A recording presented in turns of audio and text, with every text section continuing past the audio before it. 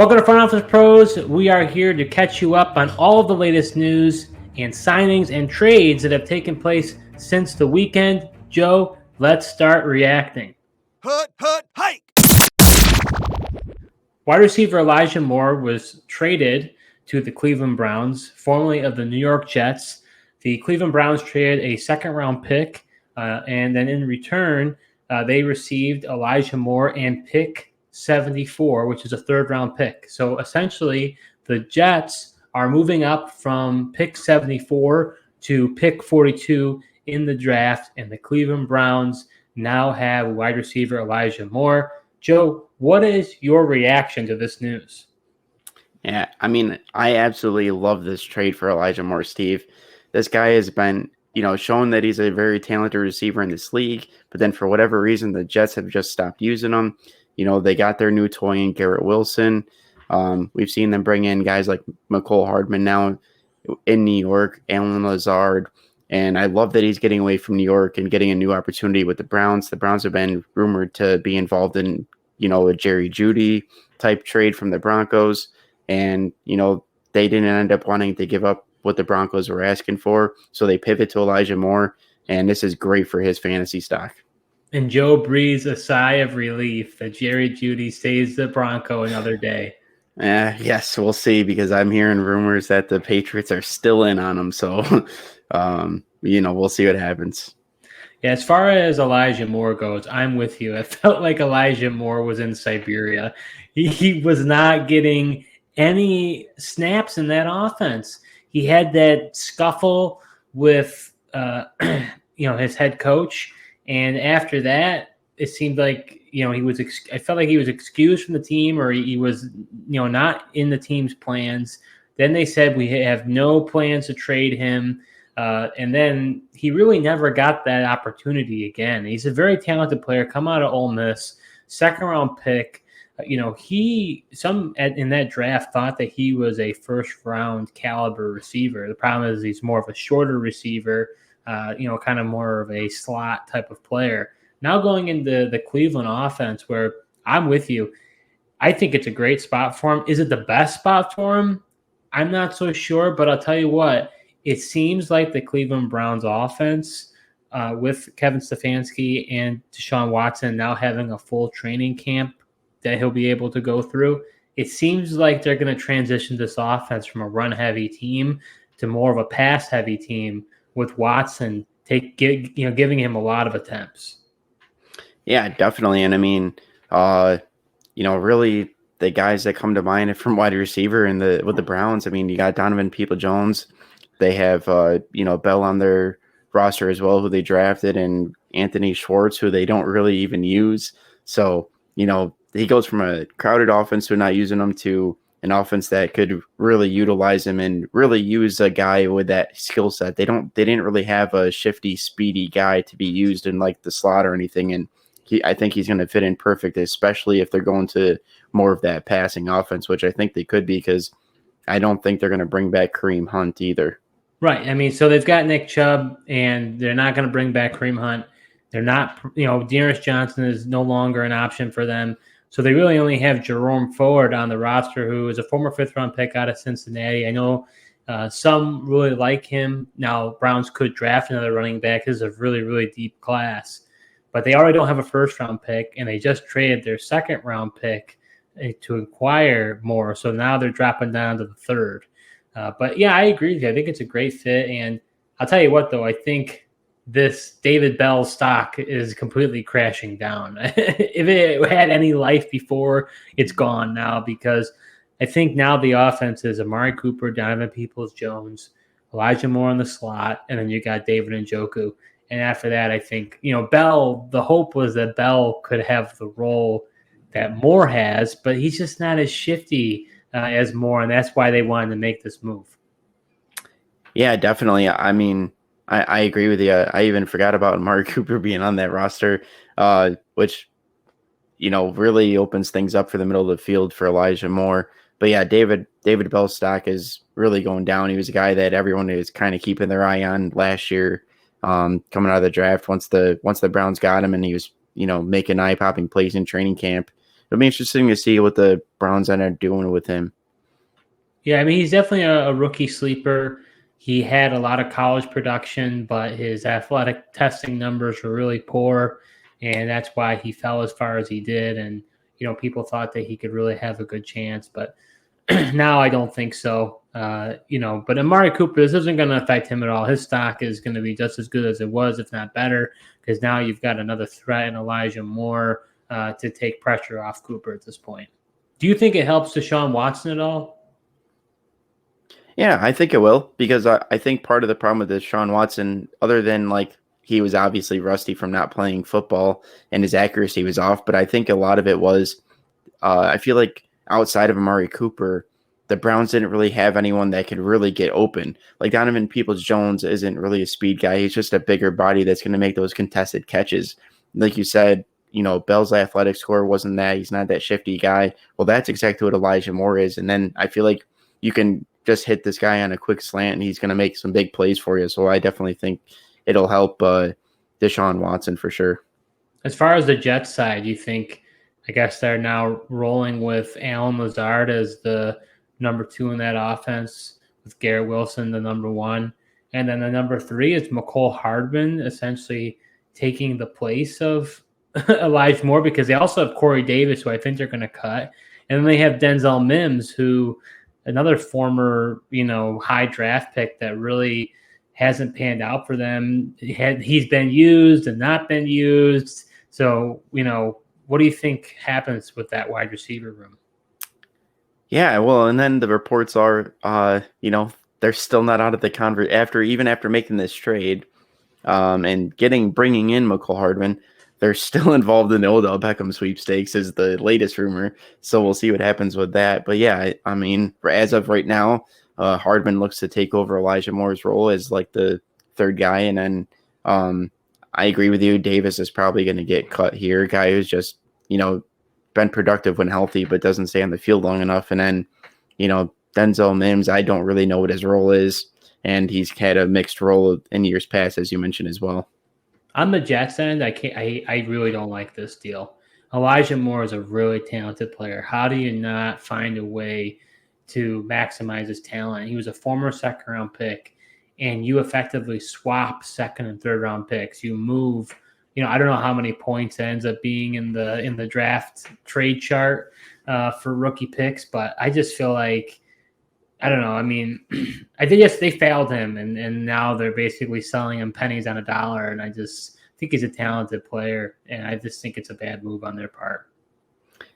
It is, and he is a really talented player. But I guess if you're not going to use him, you might as well get something for him. I just never could wrap my head around the idea of why aren't they using this guy? He had the year before. Once Mike White kind of got in there, the year before, he really started to break out at the end of the year. And then last year, he just, everyone's expecting big things off of kind of how the end of the year went for him in his rookie year. And then they just don't use him. And that's when he got disgruntled. So I think it's best, even though he's a talented player, I think it's best for them to just part ways and look for him to have a great year with the Browns. So catching up on the rest of the deals that have happened since our last video, if you haven't watched our other videos, definitely encourage you to do so. We'll be talking about the offensive group first. Tight end Austin Hooper signed with the Las Vegas Raiders for 1 year to a max of $3.5 million. Mecole Hardman, we talked about him some just recently. He signed with the New York Jets on a 1 year max of $6.5 million. D'Ernest Johnson, the former Cleveland Brown, a couple of guys we've been talking about here, he's signing with the Jacksonville Jaguars on a 1 year deal. Running back Ronald Jones is signing with the Dallas Cowboys on a 1 year, $1.2 million deal. And then wide receiver Isaiah McKenzie is signing with the Indianapolis Colts on a 1 year deal. Joe, what is your reaction to these group of guys?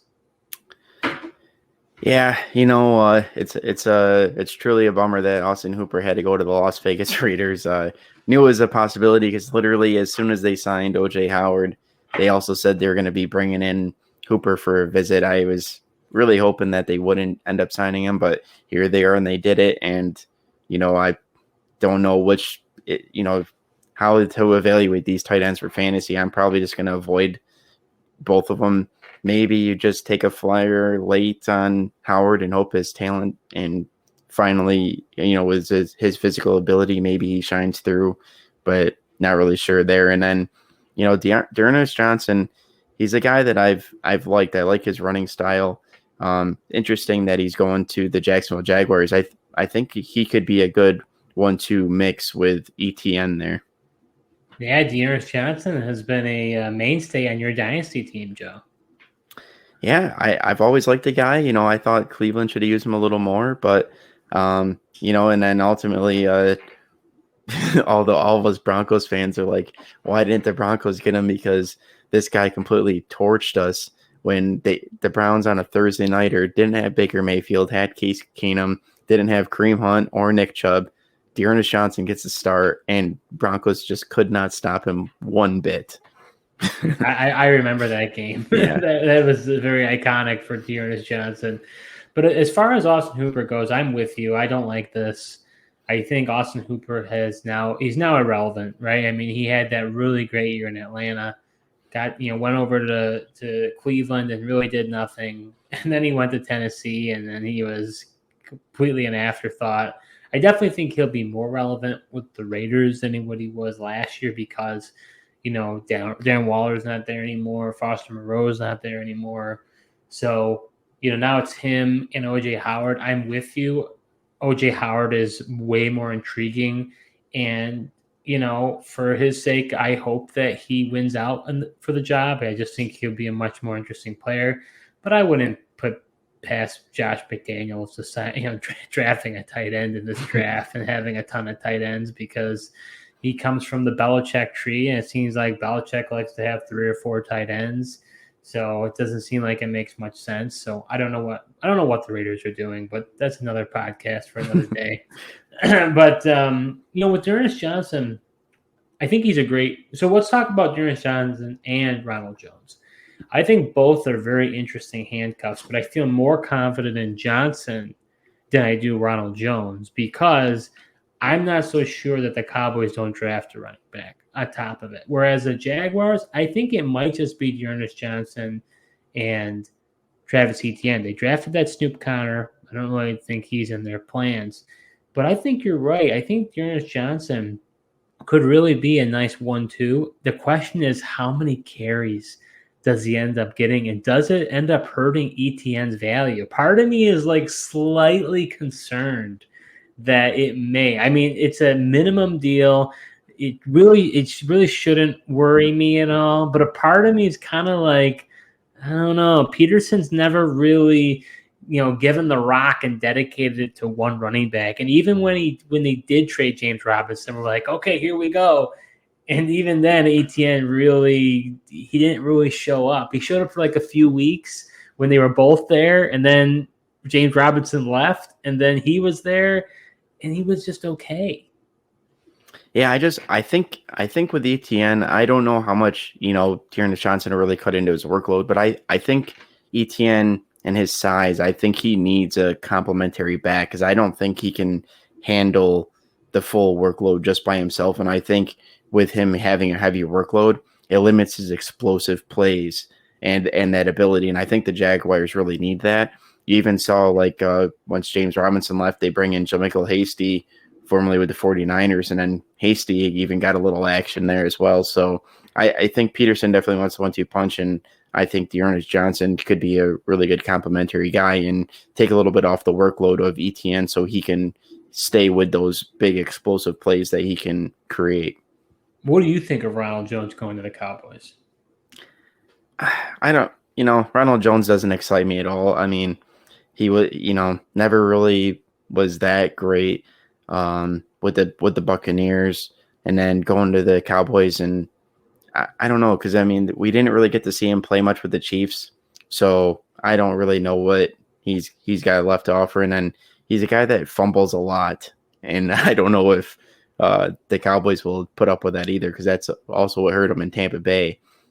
Bruce Arians didn't play around with the fumbles. He'd fumble and boop, come off the field, and Fournette came in. So it'll be interesting to see how that works. The thing with Pollard is he's never had over 200 attempts in a season.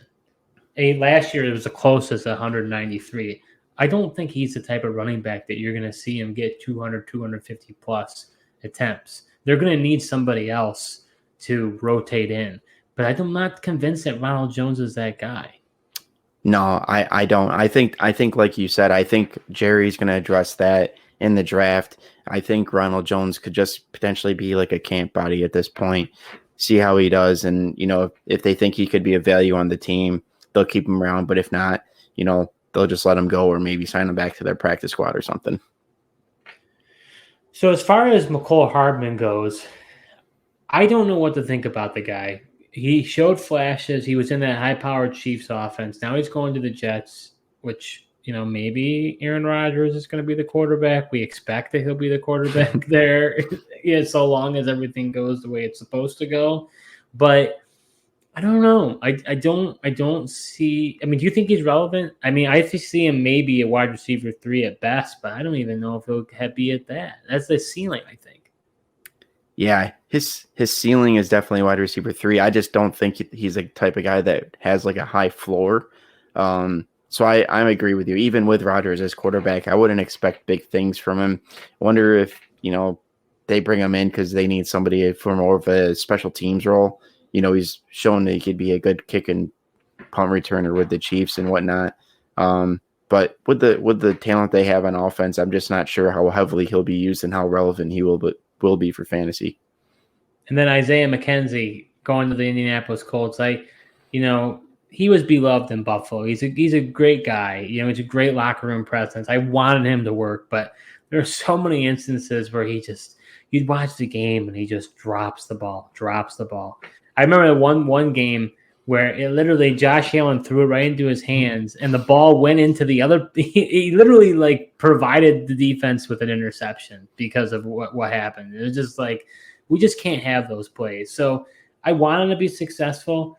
That Indianapolis Colts offense is very interesting because they only have Michael Pittman, which was rumored to possibly get traded. You've got Alec Pierce, who they drafted, last year, but now you got a new head coach, and Steichen. Is that going to fit his offensive philosophy? And then after that, you have really nobody in that wide receiver room. So I don't. Is he relevant? I think he could be. I think a lot of that is going to also come around to who's going to end up being the quarterback of this offense. Who they get in the draft. They signed Gardner Minshew. Is he going to be kind of that bridge quarterback, or will he end up just being the backup? So I think quarterback will play a big part. But I mean, even in this Colts offense, working out of the slot, I don't know exactly how relevant he'll be or how big for fantasy. He might have his weeks, but this could also. He's another guy. Wonder if it's a kind of a special teams move they like as well. So transitioning over to the defensive side of the ball, a lot of prove-it deals, Joe. We're in that prove-it deal season. But linebacker Denzel Perryman signed with the Houston Texans in a 1 year for a max of $3.5 million. Anthony Walker re-signed with the Cleveland Browns on a 1 year deal. Linebacker Nicholas Morrow heading over to the Philadelphia Eagles. Defensive end Dante Fowler re-signing with the Cowboys on a 1 year deal. Safety Johnathan Abram is signing with the New Orleans Saints for a 1 year deal. Safety Bob McCain is going to the Giants on a 1 year deal. Jalen Mills is re-signing with the Patriots on a 1 year deal for $6.1 million.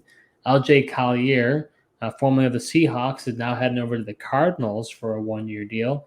And then, interestingly enough, the Texans bring in another linebacker Corey Littleton, for a 1 year, $2.7 million deal. So, Joe, what is your thoughts with this group of guys? Yeah, for starters, it's interesting the Texans would bring in a couple linebackers here. I think stylistically they're a little different though, and DeMeco Ryans is coming over from the 49ers, and they've always had an abundance of linebackers, and injuries happen, so it makes sense. But I really like the Denzel Perryman signing for them. He's a guy that plays really well downhill.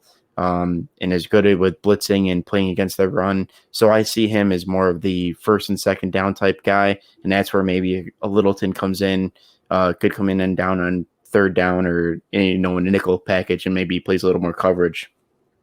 Yeah, it's interesting you mentioned with the Houston Texans defense because They drafted Christian Harris last year in the second round.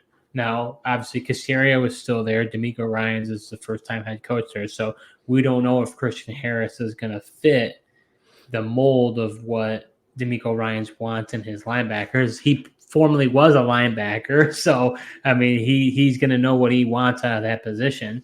They also have Christian Kirksey still on a one. He has 1 year remaining, and now you're bringing in Perryman and Littleton. So there's a big bunch up there with those guys. You're right. The Niners, they are notorious for having a ton of linebackers as well. So I don't know if all of them will make the team. If I had to guess, I think Harris and Perryman are the locks, and I think Littleton and Kirksey are probably. I don't know, one or the other may make it. I don't know if both will make it, honestly.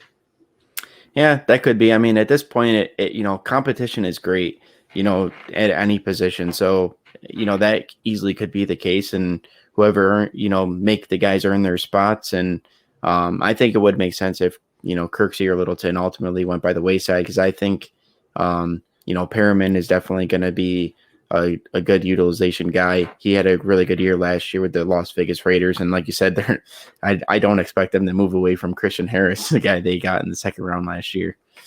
From an IDP standpoint, it's a headache, though, because you really don't know which guy is actually going to be the featured starter.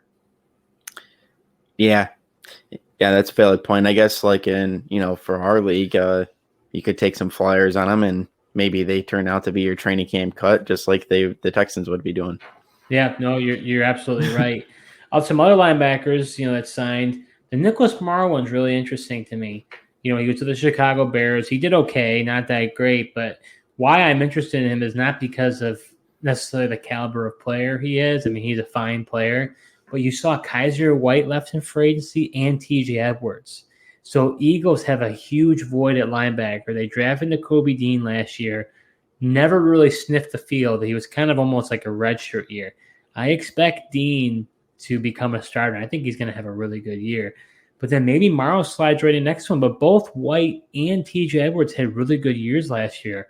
So this might mean that Morrow could too as well. Yeah, definitely. I mean, there's on this Philadelphia Eagles, not just on linebackers, man, they lost a lot of players. There's a lot of snaps up for grab, and these guys are really productive. So I agree with you. I think Morrow alongside Nakobe Dean, I mean, I think both of them could be in for good years because we kind of saw that with TJ Edwards and Kazir White last year. Absolutely. And as far as the other guys are concerned, Johnathan Abram, he was a really interesting player, former first-round pick of the Raiders. He fell out of favor once McDaniels came in. He was a Mayock Gruden guy. People will probably remember him from Hard Knocks.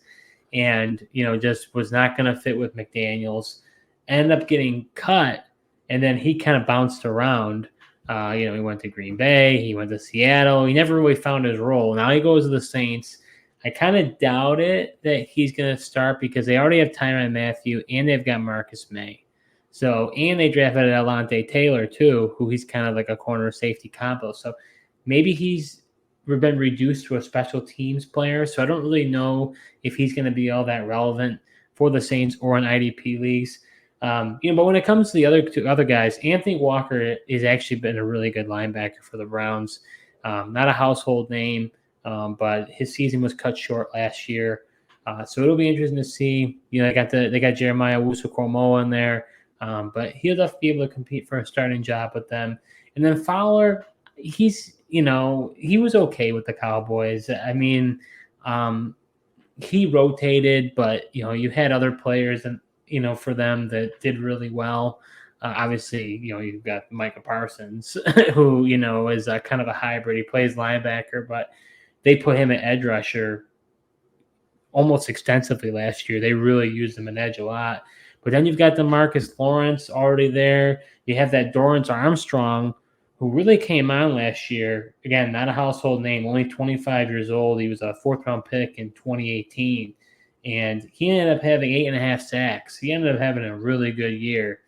And so Fowler kind of was, I feel like, overshadowed a little bit. I mean, he did end up getting 6 sacks, but he's still 28. He's still got some juice left. But I think the excitement that once was when he was a first-round pick for the Jaguars and what he did with the Rams, I think those days are gone.